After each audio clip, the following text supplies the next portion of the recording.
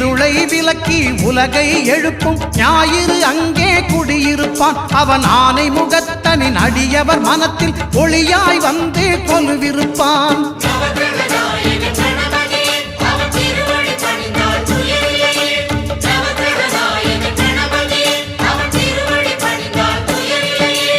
ஒன்பது கோளும் ஒன்றாய் காண அங்கு கற்பகம் என்னும் கடவுளின் மெய்யில்